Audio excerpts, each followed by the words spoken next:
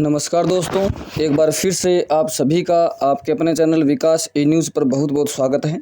काफ़ी सारे कैंडिडेट्स की क्वेरी आ रही है, काफ़ी सारे बच्चे जो हैं वो प्रश्न पूछ रहे हैं कि सर एएनएम एडमिशन 2024 के आवेदन फॉर्म के बारे में हमें कुछ बताइए।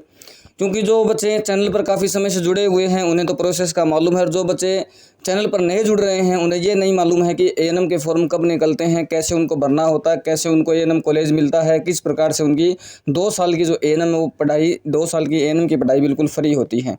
जिन बच्चों ने पहले से चैनल से जुड़े हुए हैं, जिन बच्चों ने पहले से चैनल को सब्सक्राइब करके रखा है और जो बच्चे पहले से वीडियोज़ देख रहे हैं उनको तो पूरी प्रोसेस मालूम है, लेकिन नए बच्चों को ये नहीं मालूम है।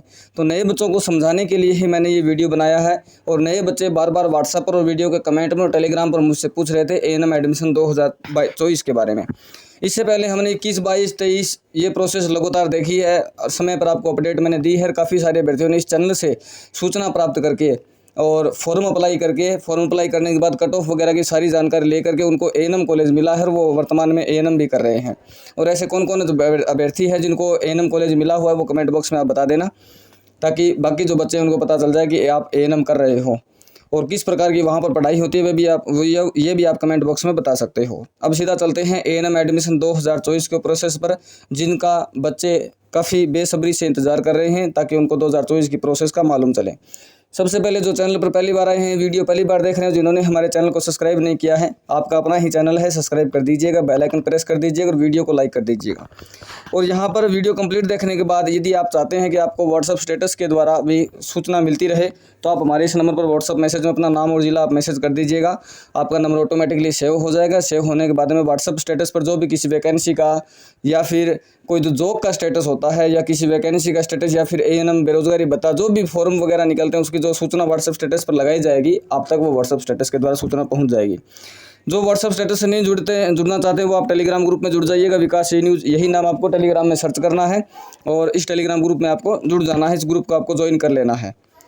नंबर यहाँ पर मैं पूरा बता देता हूँ। लास्ट के जो 4 डिजिट आपको दिख नहीं रहे वो 3749 रहेंगे और बाकी आपको नंबर यहाँ पर शो हो रहे हैं। अब सीधा बात करते हैं एएनएम एडमिशन 2024 के बारे में। देखिए एएनएम एक नर्सिंग कोर्स होता है। काफ़ी सारे बच्चों की जो मन में इच्छा होती है कि वो किसी न किसी प्रकार का एक नर्सिंग कोर्स करें और नर्सिंग सेक्टर में अपना जो लाइफ है उसको सक्सेस बनाएं। तो इसमें कहीं ना कहीं जो बच्चों की बाध्यता बनती है वो बनती है पैसा, क्योंकि पैसे के अभाव में काफ़ी सारे बच्चों का नर्सिंग सेक्टर में जाने का सपना होता है, लेकिन पैसे की कमी के कारण वो नर्सिंग सेक्टर में नहीं जा सकते और उनको अपना जो मन है वो बदलना पड़ता है। अपना सपना जो है किसी और क्षेत्र में या फिर किसी और ग्रेजुएशन टाइप कोई भी कोर्स है उसमें ले जाना पड़ता है नर्सिंग कोर्स में फीस की वजह से। लेकिन उसी के तहत राज्य सरकार के द्वारा आपके लिए कोर्स ऐसा डिज़ाइन किया गया है एएनएम कोर्स, नर्सिंग कोर्स। यदि आपको इसमें मिल जाती है गवर्नमेंट कॉलेज, प्राइवेट कॉलेज नहीं है, गवर्नमेंट कॉलेज की मैं बात कर रहा हूँ। अगर आपको मिल जाती है गवर्नमेंट कॉलेज तो आपकी जो 2 साल का एएनएम जो कोर्स होगा वो बिल्कुल फ्री होगा। आपका 2 साल तक 1 रुपया भी नहीं लगेगा। आप वहाँ रहकर पढ़ाई करोगे, उसका कमरे का खर्चा, खाने का खर्चा 3 से 4 हज़ार रुपये महीने का वो ज़रूर लगेगा, लेकिन आपका फीस के नाम पर 1 रुपया भी नहीं लगेगा। कॉलेज में 2 साल की पढ़ाई आपकी बिल्कुल फ्री होगी। किस प्रकार से आपको वो कॉलेज मिलेगी, किस प्रकार से आपका वहाँ चयन होगा वो मैं बता देता हूँ। और आपकी एएनएम कॉलेज फ्री होने के साथ साथ आपको हर महीने 500 रुपये की राज्य सरकार के द्वारा छात्रवृत्ति दी जाती है, जिसे आप स्टाइपेंड नाम दे सकते हो। हर महीने आपके अकाउंट में डायरेक्ट ये क्रेडिट होते रहेंगे, कभी 2 महीने से, कभी 3 महीने से एक साथ ही आपके खाते में पैसे आते रहेंगे। ये है एएनएम कोर्स के बारे में जानकारी। अब इस कोर्स को करने के लिए क्या क्या आपके पास योग्यता होनी चाहिए। इस कोर्स को करने के लिए कम से कम आपकी जो पढ़ाई है वो 12वीं पास होने चाहिए। कम से कम बच्चा जो 12वीं पास होना चाहिए और जिस समय ये फॉर्म भरे जाएंगे उस समय आपके हाथ में 12वीं की मार्कशीट होनी चाहिए। वर्तमान में अभी जो 12वीं क्लास में जुलाई का सेशन स्कूल का शुरू होगा, इसमें जो 12वीं क्लास के एडमिशन होंगे ये बच्चे वहाँ भाग नहीं ले पाएंगे, क्योंकि कुछ अभी 2 या 3 महीनों के बाद ये फॉर्म निकलेंगे। उस समय वो बच्चे 12वीं क्लास में अपीयरिंग वाले ऑप्शन में होंगे, मतलब कि 12वीं पढ़ रहे होंगे, उनके पास 12वीं की मार्कशीट नहीं होगी तो वो भाग नहीं ले सकते। इस मई जून में अभी जो रिजल्ट आया था 12वीं क्लास का, इसमें जिन्होंने 12वीं पास कर लिया है, जिनका रिजल्ट आ गया है, स्कोर कार्ड आ गया है, मार्कशीट कुछ दिनों में आ जाएगी, तो वो बच्चे इस एएनएम में भाग ले सकते हैं। 12वीं पास कम से कम होना चाहिए।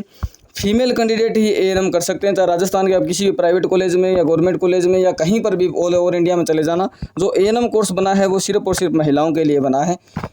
पुरुष कैंडिडेट्स जो हैं अगर नर्सिंग कोर्स करना चाहें तो वो जीएनएम कर सकते हैं, बीएससी नर्सिंग कर सकते हैं, डी फार्मा, बी फार्मा, इसके अलावा काफ़ी सारे जो कोर्स हैं वो बने हुए हैं। लेकिन जो एएनएम कोर्स है वो इस प्रकार से डिज़ाइन किया गया है, इस प्रकार से बनाया गया कि इसमें सिर्फ महिलाएं ही भाग ले सकती है और कम से कम 12वीं पास आपकी होनी चाहिए। 12वीं से आगे यदि आपने पढ़ाई कर रखी है तो भी आप इसमें भाग ले सकते हैं, लेकिन 12वीं से कम यदि आपकी पढ़ाई है तो आप गवर्नमेंट कॉलेज के लिए भाग नहीं ले सकते। प्राइवेट कॉलेज में शायद 10वीं पास मान्यता है, लेकिन गवर्नमेंट कॉलेज आपको यदि मिलनी है या फिर गवर्नमेंट कॉलेज के लिए आप आवेदन करते हैं, फ्री में एडमिशन लेना चाहते हैं, बिल्कुल फ्री में ये एएनएम कोर्स करना चाहते हैं, तो आपके पास 12वीं पास आप होने चाहिए। इसमें आपका चयन कैसे होता है? एक तो ये फॉर्म जो है, फॉर्म आपको भरना होता है, और फॉर्म जो होते हैं पूर्ण तरीके से ऑफलाइन होते हैं। ऑफलाइन का मतलब ये होता है, एक तो फॉर्म आपने ऑनलाइन देखा होगा, आपको कंप्यूटर से मोबाइल से ऑनलाइन भरना पड़ता है, लेकिन ऑफलाइन फॉर्म का मतलब ये होता है कि इस प्रकार का एक फॉर्म का प्रोफॉर्मा होता है जिसमें नाम, फोटो, इधर फोटो का सिग्नेचर बना होता है, फोटो का जो कॉलम बना होता है, नाम, पिता का नाम, आपका एड्रेस वगैरह, जो सारी जानकारी इस फॉर्म में आपको भरनी होती है। और भर करके इसके साथ में डॉक्यूमेंट लगाने होते हैं। वो डॉक्यूमेंट आने वाले समय में वीडियो के माध्यम से आपको सूचना देता रहूँगा, और ये वीडियो थोड़ा सा मुझे छोटा भी करना है। अगर पूरी डिटेल एक साथ बताने लग जाऊँ तो वीडियो काफ़ी ज़्यादा लंबा हो जाएगा। डॉक्यूमेंट्स इसमें एक साथ आपको डॉक्यूमेंट सारे लगाने होते हैं, उनको स्टेपल करना होता है डॉक्यूमेंट्स को। फिर जो मार्केट में जो लिफाफा आता है इस प्रकार का, उस लिफाफे में ये डॉक्यूमेंट्स डालने होते हैं। और लिफाफे का ये तो बैक वाला हिस्सा हो गया। इसका जो लिफाफे का आगे वाला हिस्सा होता है, यहाँ पर आपको ये भेजना होता है एड्रेस लिख करके। राजस्थान के किसी भी ज़िले में आप अपना ये फॉर्म भेज सकते हैं। एड्रेस क्या लिखना होता है वो भी आपको आने वाले समय में मैं बताऊंगा वीडियो बना करके कि किस प्रकार से भेजना है, किस प्रकार से ये लिफाफा पैक करना होता है। और ये एड्रेस भरने के बाद आपको पोस्ट ऑफिस में जा करके स्पीड पोस्ट करना होता है। आप नॉर्मल पोस्ट से भी भेज सकते हो, लेकिन स्पीड पोस्ट में 40 से 42 रुपये का खर्चा आता है। और ये स्पीड पोस्ट जब आप करोगे तो आपका जो लिफाफा है वो 3 से 4 दिन या 2 से 3 दिन के अंदर अंदर आप जहाँ भेजना चाह रहे हो वहाँ पहुँच जाता है। नॉर्मल पोस्ट से भी भेजते हैं तो उसमें 10 से 15 दिन या 20 दिन भी आपके लग जाते हैं। ऐसा पोस्ट ऑफिस में ऐसा होता है कि अगर स्पीड पोस्ट से भेजोगे तो जल्दी पहुंचेगा, स्पीड से हो जाएगा, और नॉर्मली आप डालोगे तो उसमें थोड़ा सा समय लगेगा। ये भेजने के बाद में एक कैंडिडेट कितने ही जिलों में आवेदन कर सकता है।